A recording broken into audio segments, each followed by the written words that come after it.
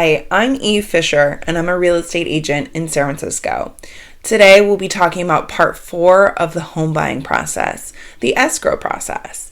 I'll make this one a little quicker than last week, which clocked in at a staggering 14 minutes, so y'all can get on with your lives. So first of all, when you finally make an offer that's accepted, what's the first thing that you'll do? Well, a little confession here. When I was a baby agent and my client's offer was accepted for the first time, I called my client and I said, "Good news, you're in contract. Your offer has been accepted." They said, "Oh, that's great. What do we do next?" I said, I'm going to have to call you back. And I called my mentor and said, "So what do we do next?" So here's what you do next. I've come a long way since that first transaction. The first thing that we do is that I email the escrow/title company. They're the same entity in California. And I give them your contact information, the details of the contract, a copy of the ratified contract, etc. They then reach out to you with wiring instructions for the 3% earnest money deposit.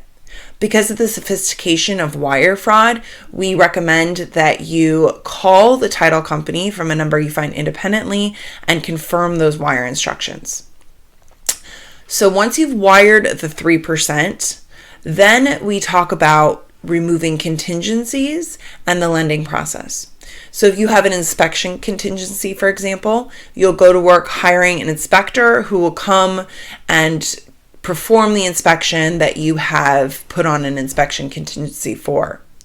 Now, if you have a lending and or an appraisal contingency, the process is going to be very similar as if you didn't have a contingency.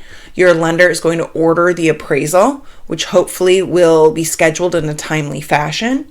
I've had anything from the appraiser coming out 2 days after the contract is ratified to the appraiser coming out 2 weeks after the contract is ratified. You will continue to work with your lender on all the additional information that they need. It can be very detailed, and you'll swear that you've given them that information before. They'll ask for it again. I would just ask all my clients that they're responsive and do it as quickly as possible to keep the process moving. So you're working on lending throughout the 30 days, let's say 30 days of escrow. During escrow, I'm making sure that the lender has ordered the appraisal. I'm checking in with you to see what you need. I am making sure from the listing agent that we have all the documentation signed that they need. I'm working with our transaction coordinator, which is on our side, to make sure that we have all the documents that we need signed from the listing agents and from you. I also encourage you towards the end of the escrow process to get your utilities transferred over into your name to start as of the close of escrow. One thing I do caution my clients, however, is scheduling the movers. It is very common to have a delay in the close of escrow. Sometimes it's 1 or 2 days. Sometimes, God forbid, it's a couple weeks. A lot of those times are something beyond our control. So I would advise you not to tell your landlord that you're moving out the day of close of escrow. Do not schedule the movers for the day of escrow, but rather give yourself a little bit of wiggle room. That can also be a little more pleasant if you have, say, 2 weeks of overlap, a month of overlap. You can get your things out. You can take that time to clean up your old place. And then there's a lot less stress about which day escrow closes. So utilities, movers, you're working with your lenders. We start to get a little closer to the close of escrow. And this is where you need to make sure that your down payment cash is liquid, because you will be wiring the rest of your down payment. You've already wired the 3% from as earnest money in the beginning of escrow. You need to make sure that's completely ready to go, because about 2 to 3 days before the close of escrow, you will A, be sending the rest of your down payment money, wiring it to the same account as before. B, you'll be doing all of your paperwork, signing that with a mobile notary or a notary at the title office. And you will be preparing to close on your property. When the day comes, when the bank's money is in, when your money is in, when all paperwork has been signed, what happens is that title, the deed, gets sent to the San Francisco Recorder's Office for recordation. And as soon as I hear that the deed is on record from the title company, they call me and let me know. I call you and I say, congratulations, you own the property. At that point, we set up a time to exchange keys and you officially own your property. Now, I'm checking my notes to make sure that I didn't miss anything.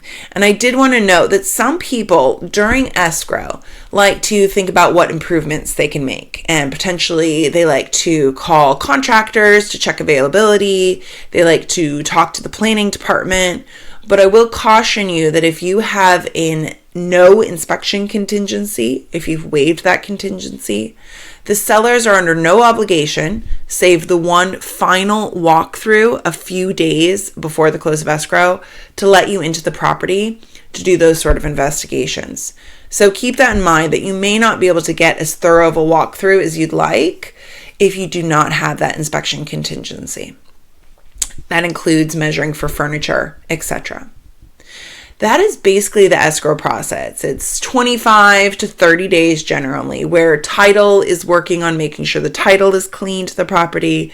The lender is getting their ducks in a row, making sure that you're fully qualified and finishing that process. That ends with them wiring the money, funding the loan, we say, and you completing the rest of your down payment. At that point, you own the property. I hope that was helpful. Please like this video, subscribe to this channel, and I'll be coming back with more interesting content, hopefully, next week. What I'm thinking about is the 10 myths of buying a home in San Francisco, or perhaps the biggest mistakes home buyers make in San Francisco. If you have an opinion, let me know. Thank you.